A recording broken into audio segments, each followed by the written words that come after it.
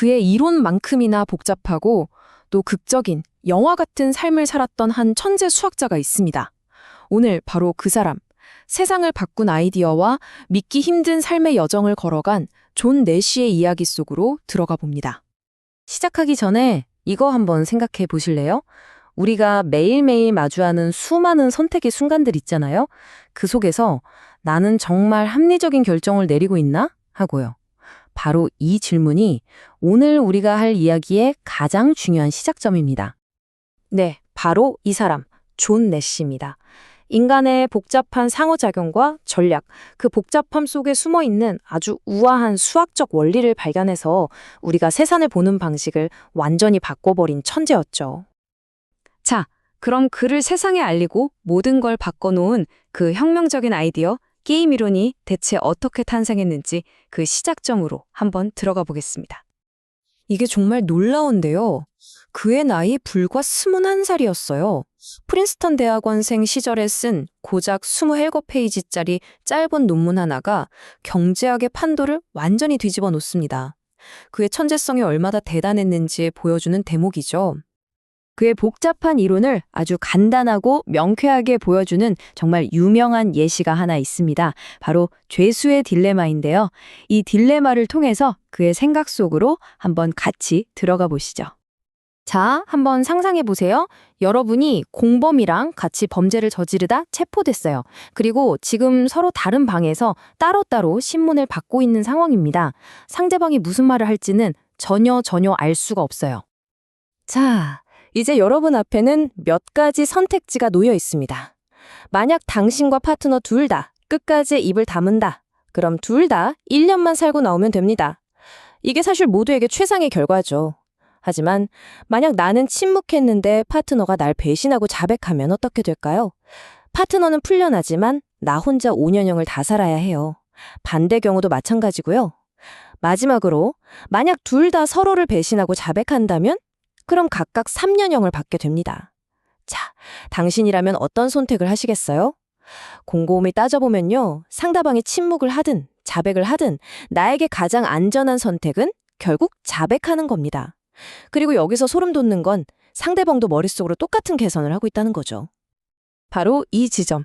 두 죄수 모두 자백을 선택해서 더 이상 혼자서는 선택을 바꿀 이유가 없는 이 상태를 바로 내시 균형이라고 부릅니다. 각자 자기 자신한테는 가장 합리적인 선택을 한 건데 결과적으로는 둘 다 침묵했을 때보다 더 나쁜 결과를 맞이하게 된 거예요. 개인의 최선이 집단의 최선이 아닐 수도 있다는 이 아이러니 정말 흥미롭지 않나요? 그런데요, 그의 이론이 가진 이런 명확함과는 완전 반대로 정작 존 내시 자신의 삶은 아주 깊고 어두운 혼돈 속으로 빠져들게 됩니다. 이 두 이미지를 한번 보세요. 한쪽에는 세상의 질서를 꿰뚫어보는 저 아름다운 수식이 있고 다른 한쪽에는 깊은 고통에 잠겨있는 한 인간의 모습이 있습니다. 이게 바로 존 내시의 삶 전체를 관통했던 거대한 빛과 그림자였습니다. 운명은 너무나도 가혹했습니다. 그의 경력이 정말 정점을 찍고 있던 30대 초반, 그는 편집성 정신분열증 진단을 받게 됩니다. 그 후로 수십 년 동안 세상에서 가장 명석했던 그의 정신은 기나긴 어둠 속에서 홀로 싸워야만 했습니다. 하지만 그의 이야기는 비극으로 끝나지 않습니다. 자, 이제 절망의 끝에서 그가 어떻게 다시 일어섰는지 그 놀라운 회복과 인정의 여정을 함께 따라가 보겠습니다. 이 타임라인이 그의 극적인 삶을 한눈에 보여주는데요. 1950년에 세상을 바꿀 위대한 발견을 했지만 세상이 그를 공식적으로 인정한 건 무려 44년이라는 세월이 흐른 뒤였습니다. 그의 위대한 발견과 세상의 인정 사이에는 정말 깊고 고통스러운 강이 흐르고 있었던 거죠. 그리고 그의 정말 믿기 힘든 삶의 이야기는 우리에게도 익숙한 2001년 영화 뷰티풀 마인드를 통해서 전 세계 수많은 사람들에게 알려지면서 큰 감동을 주기도 했습니다. 그래서 이 노벨상은요, 그냥 상이 아니었어요.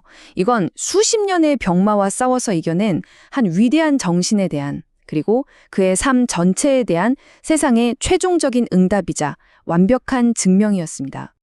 그렇다면 그의 이론이 오늘날 우리가 사는 세상과 도대체 무슨 관련이 있을까요?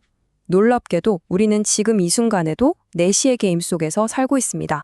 그의 이론이 남긴 거대한 유산을 한번 살펴보겠습니다. 핵심은 바로 이겁니다. 내쉬의 이론은 경제학을 넘어서 경쟁과 협력이 존재하는 우리 삶의 거의 모든 영역을 분석할 수 있는 아주 강력한 렌즈를 우리에게 선물했다는 점이에요. 가장 대표적인 예가 바로 국제 정치입니다. 냉전 시대에 미국과 소련이 서로를 몇 번이고 파멸시킬 수 있는 핵무기를 가지고 있었잖아요. 근데 왜 섣불리 공격하지 못했을까요?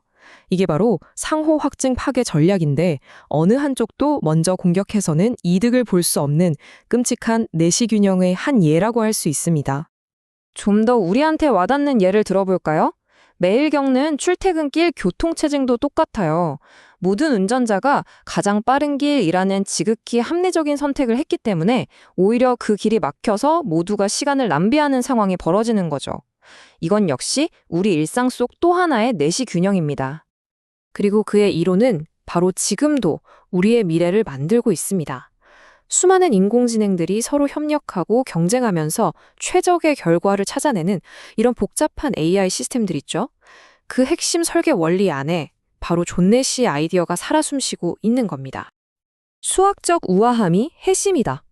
존 내시가 남긴 이 말은요, 이 복잡한 세상의 본질을 꿰뚫어버려 했던 그의 삶의 철학 그 자체를 보여주는 것 같습니다.